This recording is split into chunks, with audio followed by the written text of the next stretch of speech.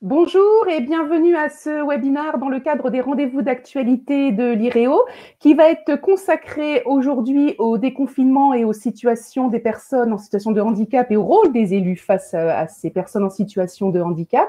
Et je suis heureuse d'accueillir aujourd'hui Corinne Duhayon qui est chargée d'études et des développements à la direction régionale de l'AGFIP Hauts-de-France et également Sylvain Payette, qui est formateur pour l'IREO sur toutes ces questions qui concernent le travail, le travailleur handicapé et toutes les situations de travail en handicap. Alors, aujourd'hui, on se retrouve dans un cadre particulier avec les mesures particulières annoncées par la GFIP et ce webinaire se déroule dans le cadre d'un partenariat initié entre la GFIP et l'IREO depuis 2019 ayant vocation à acculturer tous les élus du personnel à la question du handicap dans l'entreprise. Le but étant effectivement d'informer et de former nos élus, mais aussi de les monter en compétence sur ces questions et d'en faire de véritables référents au sein de leur entreprise. Vous savez, le thème aujourd'hui est d'actualité. Nous sommes dans une période très particulière et d'ailleurs, notre secrétaire d'État, Sophie Cluzel, a rappelé dernièrement qu'elle s'inquiétait de la situation sanitaire au regard de ces personnes en situation de handicap, puisque d'ordinaire, ils sont déjà bien plus touchés par le chômage que la population dite ordinaire et normale. Et que penser de cette situation du Covid-19 face à ces personnes en situation fragile? C'est ce que vont nous proposer aujourd'hui Corinne Duhayon et Sylvain Payette. Vous proposer quelques pistes de réponse et notamment vont vous expliquer tous les dispositifs et mesures d'accompagnement qui ont pu être mis en place par la GFIP pour vous aider en tant qu'élu à soutenir ces populations fragiles. Je vous rappelle que vous avez un chat à votre disposition. Vous avez un forum des questions. C'est sur ce forum de questions que nous allons recueillir toutes les questions que vous pouvez vous poser sur cette thématique et auxquelles Corinne ou Sylvain n'auraient pas pu répondre pendant ce webinaire. Donc, je vous remercie de les poser. Nous les poserons en fin d'intervention. Si vous avez des difficultés de connexion, je vous rappelle que cette plateforme est optimisée pour Google Chrome. Donc, n'hésitez pas à changer de navigateur si vous avez des problèmes de réception. Je laisse tout de suite la parole à Sylvain et à Corinne et je vous dis à tout de suite sur le forum des questions. Bonjour à toutes et tous. Peut-être qu'on peut mettre voilà, le support. En tout cas, donc je suis Sylvain Payet, je suis ravi de pouvoir intervenir. Je vous propose de démarrer par les informations, en tout cas quelques éléments à l'heure des mesures de déconfinement et précautions sanitaires qui évoluent rapidement dans l'ensemble des secteurs et qui ont un impact sur. Alors, je vais juste voilà, mettre sur la bonne. Qui ont un impact donc, sur le maintien dans l'emploi des personnes avec des besoins spécifiques qui, pendant le confinement, a été parfois complexe à gérer, notamment sur le maintien d'activité pour les personnes avec des situations d'aménagement, parfois en télétravail, qui n'ont pas pu être aménagées tout de suite, créant des situations complexes à des situations déjà complexes au départ. Et cette période donc de confinement et de déconfinement fait apparaître deux grands types de situations. Les personnes reconnues travailleurs handicapés avec un besoin spécifique à prendre en compte ou pas. Et puis, les autres personnes, les personnes non bénéficiaires de l'obligation d'emploi, dont un besoin spécifique est apparu au cours de cette période lors de l'une des deux phases citées juste avant, soit de confinement ou de déconfinement actuellement, parce que les conséquences de leur déficience ou de leur maladie sont apparues plus importantes ou que la situation de confinement a été un révélateur de difficultés ou encore que la situation a posé des difficultés du fait de ce nouvel environnement, puisqu'on sait que le handicap va dépendre de l'environnement dans lequel on va se situer et la situation de handicap également. Donc à appréhender sur la durée, et ce qui fait que voilà, des situations ont pu se paraître très complexes s'inscrivant dans la durée. En termes d'information, on a les personnes en situation de handicap comme toutes les autres personnes qui ont un accès aux droits communs avec une obligation de prise en compte de leurs besoins spécifiques à partir du moment où ils ont été clairement identifiés et diagnostiqués. Ni plus, ni moins. C'est pas parce qu'on est en situation de handicap qu'on doit rester plus en télétravail, sauf si c'est pour des raisons médicales, mais il n'y a pas de raison de retarder le retour dans l'entreprise s'il n'y a pas de contre-indication médicale ou d'éléments médicaux qui l'interdisent. D'ailleurs, dans son rapport récent, le Défenseur des droits rappelle que le handicap est le premier motif de discrimination en général et le second dans le cadre de l'emploi privé. Donc, c'est important aujourd'hui de prendre en compte ces éléments-là. Et une des informations principales erronées, parmi d'autres, ce n'est pas parce qu'on est reconnu travailleur handicapé, et c'est la secrétaire d'État qui l'avait rappelé lors de différentes interventions et webinaires, ou qu'on a un souci de santé, qu'on doit, dans le cadre d'un retour au bureau, après une période de télétravail, passer obligatoirement une visite médicale. La visite médicale n'est pas obligatoire dans ce cadre-là pour tout le monde, et donc, a fortiori, elle n'est pas forcément non plus pour les personnes en situation de handicap. Ça peut être le cas, par contre, si on a besoin de poser un diagnostic du fait de l'évolution de la situation ou de nouveaux besoins spécifiques qui apparaissent, ou si la personne le demande elle-même, dans le cadre de son retour à l'emploi, sur son lieu de travail. En tout cas, le faire sans raison peut être assimilé à de la discrimination, et malheureusement, le handicap est encore, pour la 3e année consécutive, la première cause de discrimination de manière générale. Je viens de vous l'évoquer. En ce qui concerne les risques, la non prise en compte des besoins spécifiques, du fait d'un non-diagnostic ou de la peur de l'évoquer, ou de la réaction de l'autre, peut avoir une incidence. Et cela n'a pas d'incidence, en tout cas, c'est un des risques que le fait de ne pas l'évoquer, ça n'est pas d'incidence. Et puis le non-aménagement des situations organisationnelles ou matérielles, par méconnaissance, c'est aussi un des risques pointés sur le fait de ne pas pouvoir échanger avec les différentes personnes, de ne pas laisser la place au dialogue et à l'échange. Il s'agit donc alors pour les représentants du personnel d'être dans un rôle de vigilance et d'accompagnement des situations clés aux côtés de la direction de l'entreprise, ou tout le moins interroger, si on ne peut pas accompagner directement les collaborateurs parce qu'on n'a pas forcément identifié qui était concerné, en tout cas pour le moins interroger la direction pour savoir si l'accompagnement nécessaire a été mis en place face aux risques possibles, sans forcément nommer les différentes personnes. La question de la prise en compte des besoins spécifiques dès la rédaction, puis l'application des protocoles de reprise, pourra être aussi abordée dans les échanges avec la direction en tant que représentant du personnel. Et donc, en résumé, pour cette partie, être dans la posture, c'est être facilitateur et être à l'écoute principalement pour pouvoir orienter vers les acteurs clés. Et donc, je vais laisser maintenant la parole à Corinne sur la présentation de la GFIP et des différents dispositifs. Merci Sylvain. Donc bonjour à tous. Donc juste pour repréciser peut-être le rôle de la GFIP, qui est de répondre aux besoins identifiés effectivement par les bénéficiaires, les entreprises, et quand on dit entreprise, bien évidemment, les représentants du personnel. Pour autant, avant de démarrer, j'ai envie de lancer un petit sondage, Muriel, si c'est possible, afin de savoir effectivement si dans nos participants, vous saviez que la GFIP avait mis en place un dispositif d'aide exceptionnelle auprès des entreprises et des personnes en situation de handicap dans ce contexte actuel. Alors, est-ce qu'on peut avoir un petit sondage ? Alors, il est mis en place. Les participants sont en train de répondre. On a actuellement 60% non, 40% oui. C'est en train de bouger. Je peux revenir dans quelques secondes pour donner le résultat, Corinne. Donc, je peux reprendre 60% de non. Voilà, tout l'intérêt, effectivement, de cet échange de ce jour, peut-être pour se rappeler, effectivement, quelques éléments. Tout d'abord, comme je l'ai dit, le rôle de la GFIP, qui est effectivement de répondre aux besoins des entreprises et des bénéficiaires. Mais ne pas oublier que la GFIP est une association et un organisme paritaire. Donc, vous avez tout à fait, effectivement, un rôle à jouer et nous allons dérouler ici quelques éléments clés pour que vous puissiez agir. Dans le contexte actuel, depuis le 11 mai, la France est en phase effectivement de déconfinement progressif avec une reprise d'activité économique. Et depuis le 15 mai, la GFIP a amplifié ses mesures. On va peut-être tout d'abord parler effectivement du premier cap, qui était un budget de mesures exceptionnelles de 23 millions d'euros avec 10 mesures. Ces 10 mesures, initialement, effectivement, étaient actées pour aller jusqu'au 30 juin. Et comme on l'indique ici, il y a une prolongation des mesures exceptionnelles qui est jusqu'au 30 septembre. Si je repars du premier cap, on va se faire 3 familles. Dans le budget des mesures exceptionnelles, on a des mesures pour les entreprises.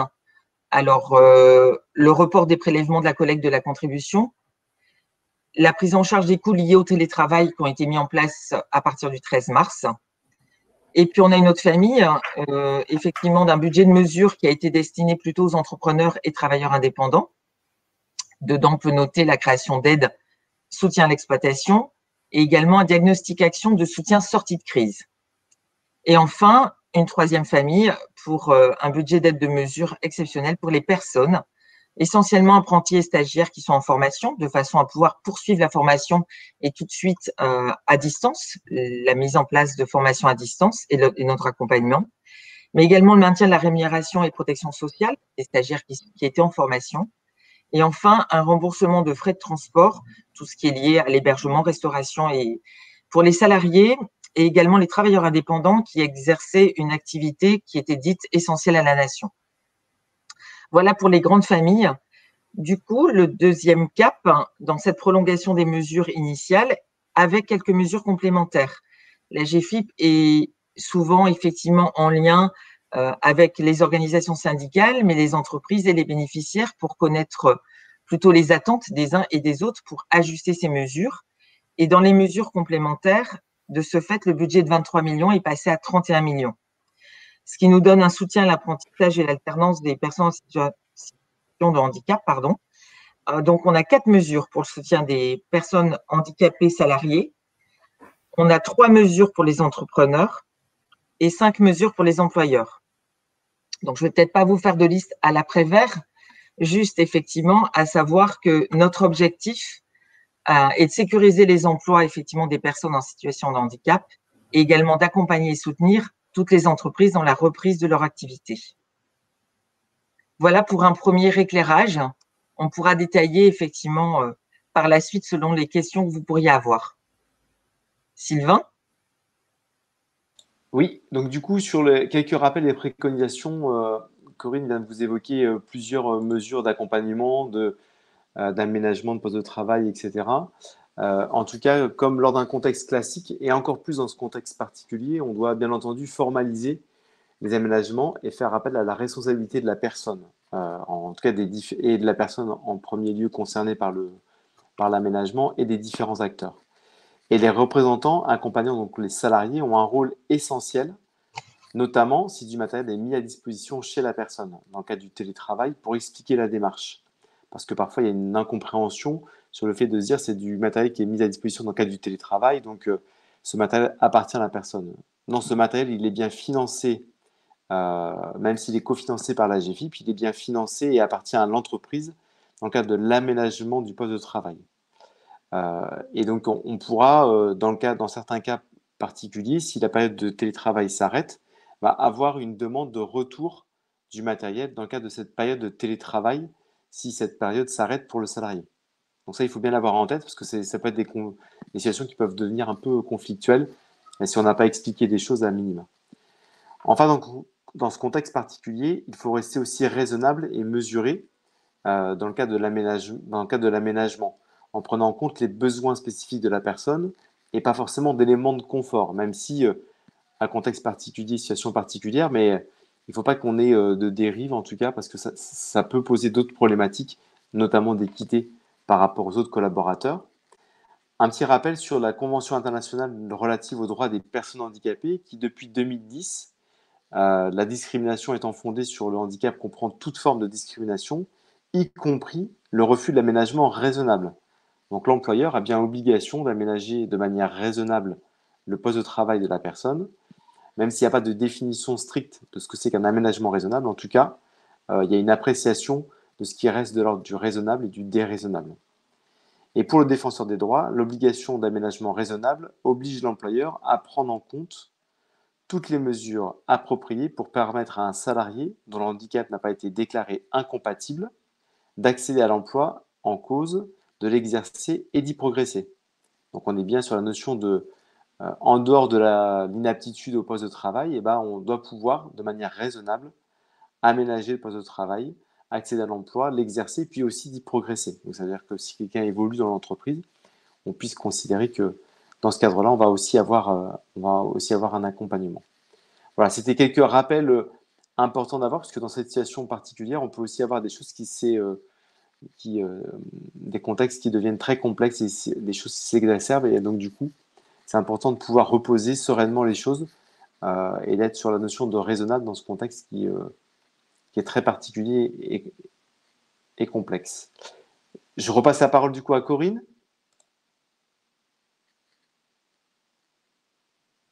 Oui, merci Sylvain. Peut-être quelques chiffres que j'ai omis effectivement de préciser dans mon intervention précédente, juste pour resituer un petit peu la mobilisation effectivement concernant le budget. Dans les quelques chiffres, on va dire au niveau national, sur ce budget-là, on a eu plus de 6 000 demandes d'intervention.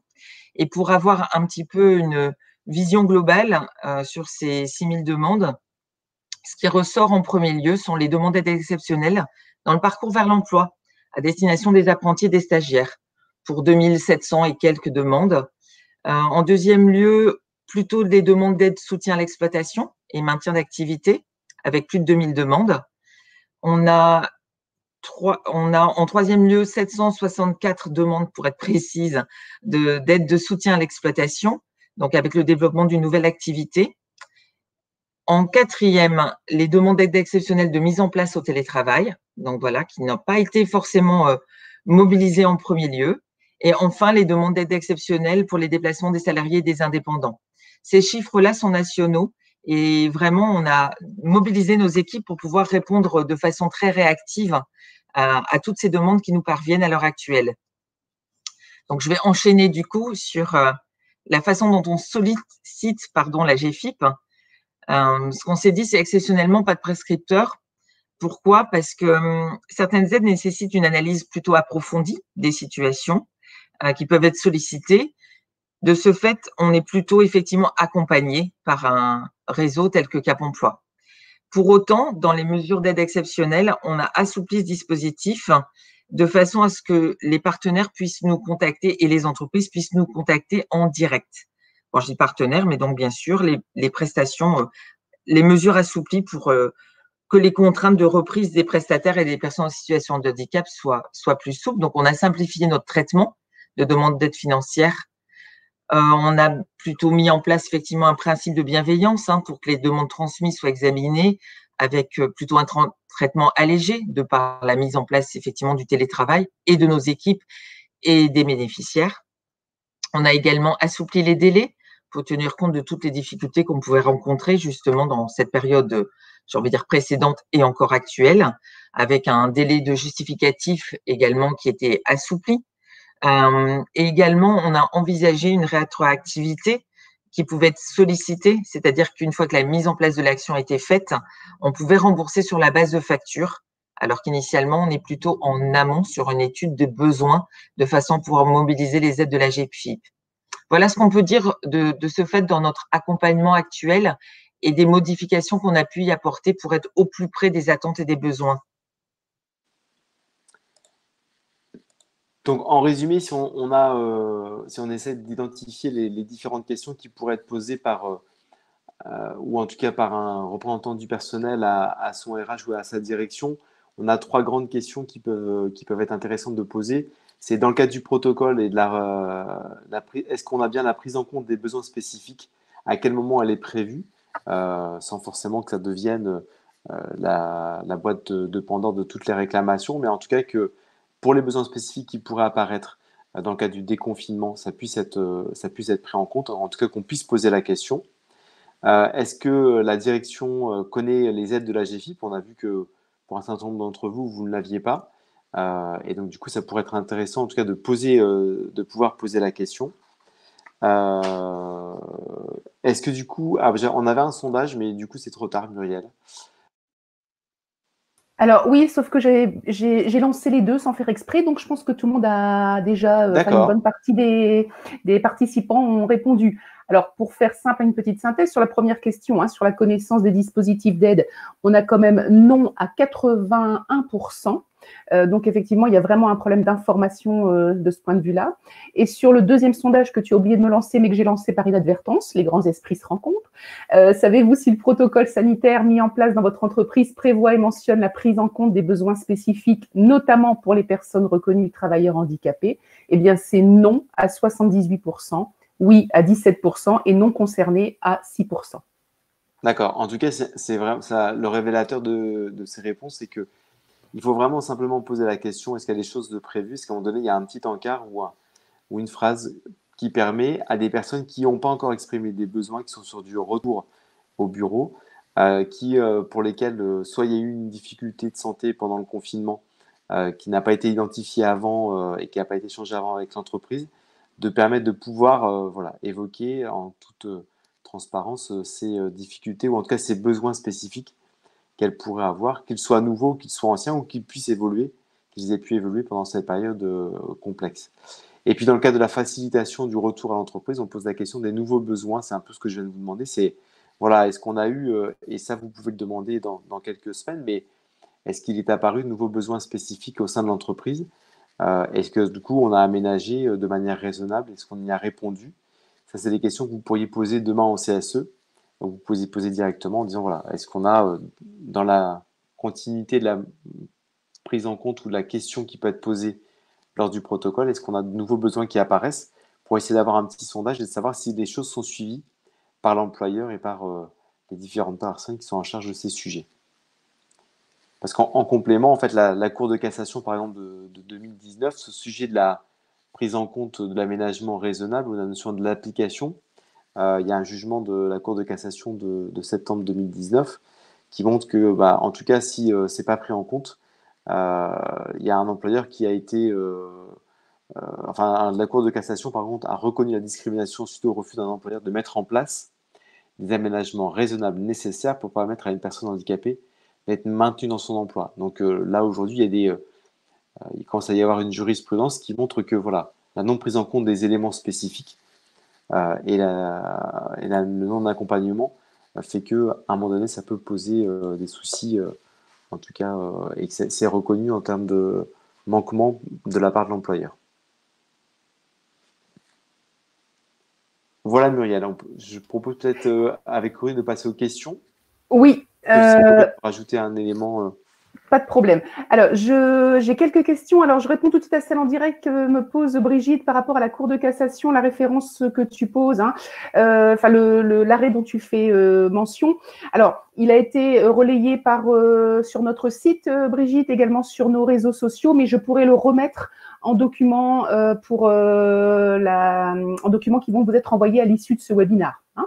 Mais c'est une décision effectivement tout à fait récente et qui rappelait, comme l'a dit justement Sylvain, que l'obligation de reclassement, elle est beaucoup plus large encore pour ces personnes-là en situation de handicap et que cette recherche est beaucoup plus large que celle qui est normalement prévue par la loi dans situation dite ordinaire.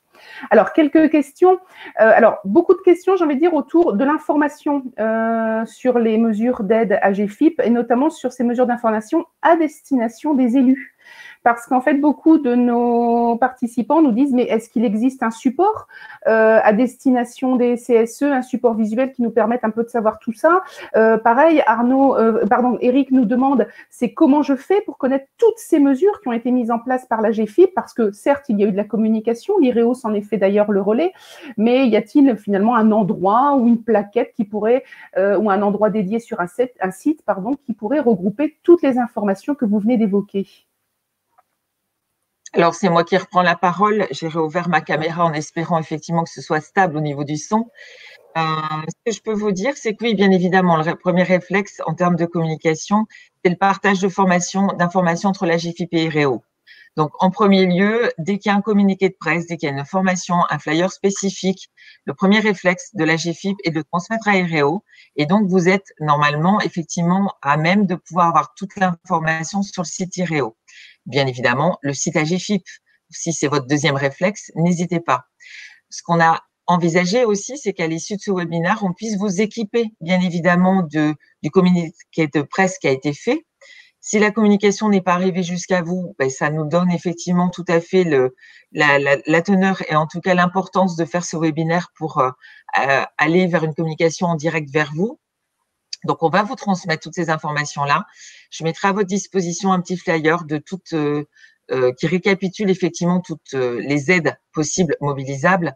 Comme je vous l'ai dit, dans la demi-heure qui nous est impartie, vous faire une liste à l'après-vert n'aurait pas de sens, mais en tout cas que vous puissiez situer quelles sont les aides à la personne qui sont mobilisables et les aides aux entreprises, que vous puissiez être le relais auprès de vos organisations et auprès des entreprises que vous accompagnez. Voilà, donc à l'issue de ce webinaire, on vous donne effectivement toutes les informations possibles. Je parle des mesures, mais également, par exemple, de la cellule d'écoute, de soutien psychologique qui a été mis en place. Voilà, c'est un numéro à transmettre de façon à pouvoir être mobilisé, utilisé pour les personnes qui en ressentiraient le besoin. D'accord, merci. J'espère avoir répondu à votre attente. Merci Corinne. Et justement, on a un de nos participants, Arnaud, qui nous informe que le COPIL du PRITH a vraisemblablement une brochure d'information également qui comprend toutes ces mesures qui va bientôt être diffusée. Alors, je reviens sur cette décision. En attendant, j'ai pu faire cette recherche. Donc, c'est une décision de la Chambre sociale de la Cour de cassation du 3 juin 2020, mais que vous pourrez retrouver sur nos réseaux sociaux. Alors, Suzanne également nous demande si les médecins du travail, est-ce qu'ils ont été informés de ces mesures qui ont été mises en place par la GFIP? Est-ce que le réseau des services de santé au travail sont en lien direct? Les mesures sont communiquées effectivement dans un espace le plus large possible. Donc, à chaque prise de décision, bien évidemment, c'est partagé par tous les partenaires et toutes les équipes qui sont mobilisées et mobilisables sur ces sujets-là. D'accord. Autre question, on nous demande sur le problème des travailleurs en situation de handicap et le télétravail. Est-ce que les élus étaient en mesure, par exemple, d'exiger, est-ce que ces personnes, par le relais des élus, étaient en mesure d'exiger les chaises ergonomiques ou des matériaux adaptés aux différents handicaps? A priori, la GFIP a été questionnée là-dessus, mais notre participant n'a pas eu de réponse sur l'aménagement du poste dans le cadre du télétravail.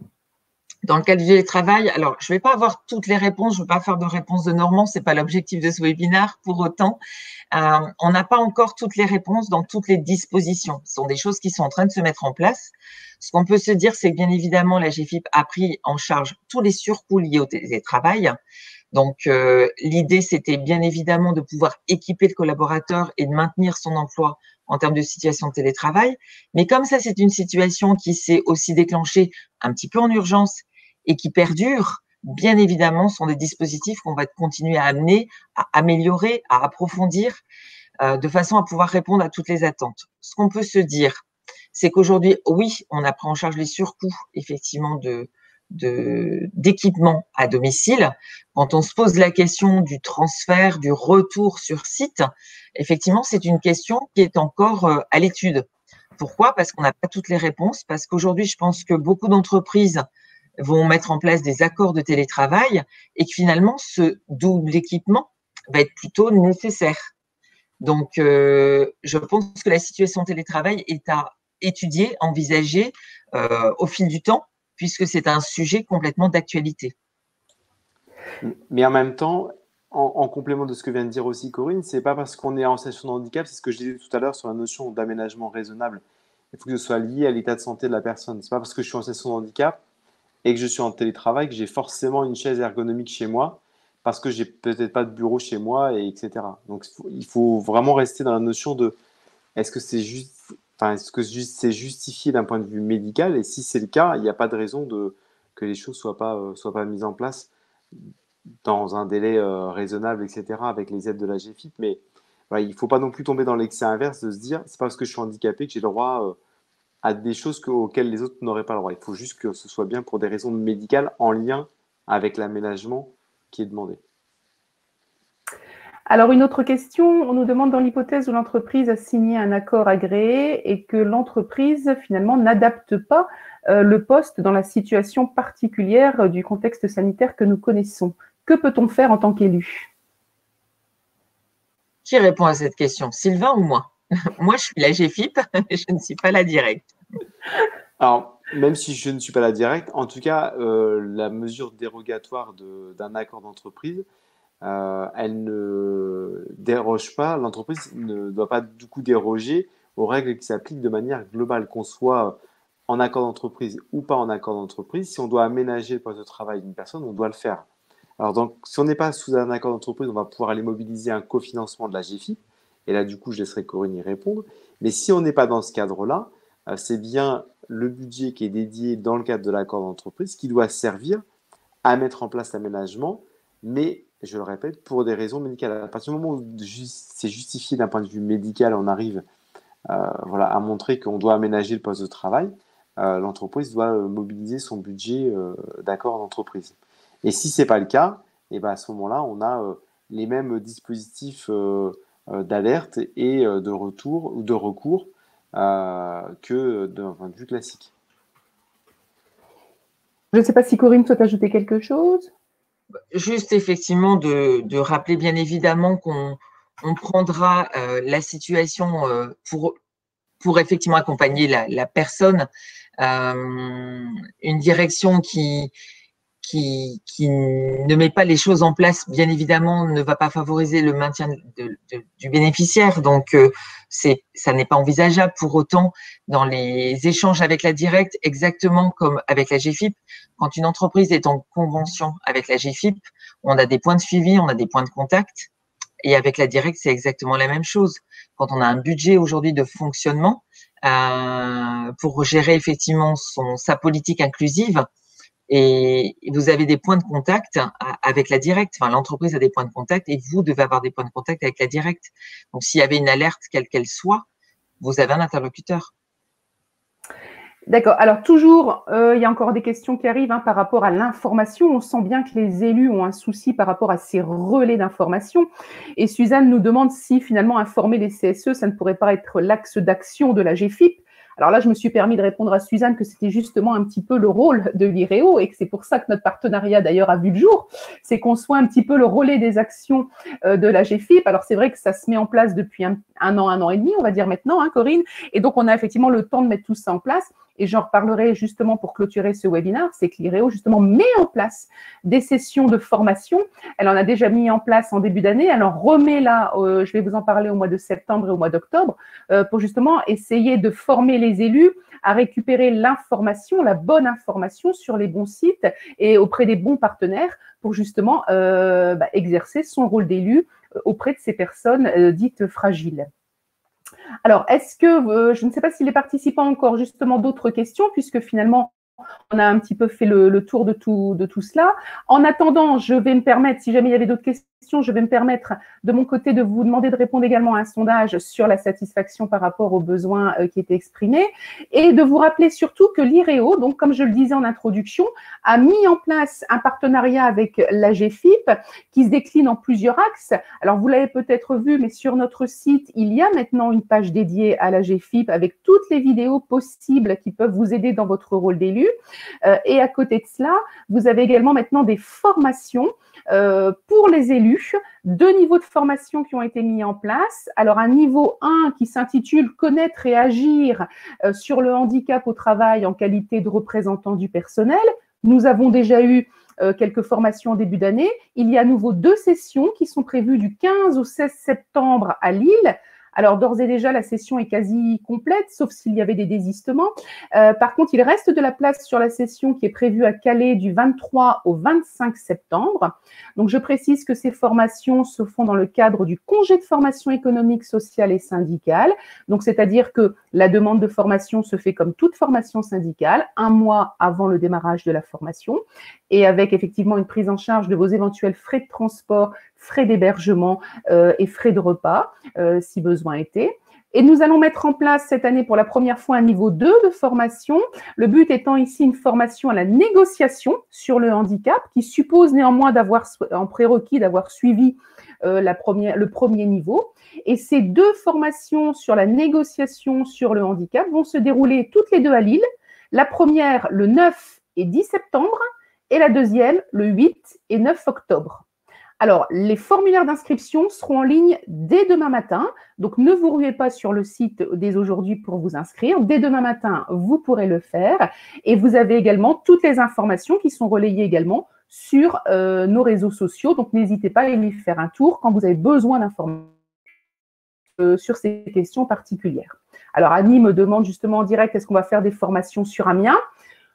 Pourquoi pas, j'ai envie de dire, on n'est pas fermé, je pense que Corinne peut le confirmer, on vise effectivement toute la région Hauts-de-France. Pour le moment, on maintient sur l'île et en fonction effectivement des besoins, des demandes, on déclinera également sur d'autres territoires des Hauts-de-France. Et pourquoi pas en distanciel aussi, puisque finalement, on se rend compte que c'est quelque chose qui fonctionne bien et qui permet d'atteindre aussi des publics qui ne viennent pas forcément sur l'île. Je ne sais pas si vous avez des petites choses à ajouter, Corinne et Sylvain. Pour moi, c'est bon. Ben, merci pour moi aussi. Juste, voilà, moi j'avais juste envie de dire qu'au contraire, on compte sur vous maintenant pour dérouler toutes ces informations. Voilà, alors il me reste effectivement à vous remercier chaleureusement, Sylvain et Corinne, pour ces précisions très utiles pour nos élus. On voit bien qu'il y a vraiment un besoin, qu'il y a un manque d'informations là-dessus. Et donc, je le rappelle, l'IREO est à votre disposition. N'hésitez pas à aller faire un tour sur notre site et à retrouver toutes ces informations, voire même à nous contacter, nous envoyer un mail si vous voulez effectivement des informations. Si ça dépasse effectivement mes compétences par rapport à ça, je renvoie sur Corinne Duhayon, responsable à la GFIP, qui pourra vous envoyer toutes les informations utiles. Donc, n'hésitez pas si vous avez des questions sur cette problématique en particulier.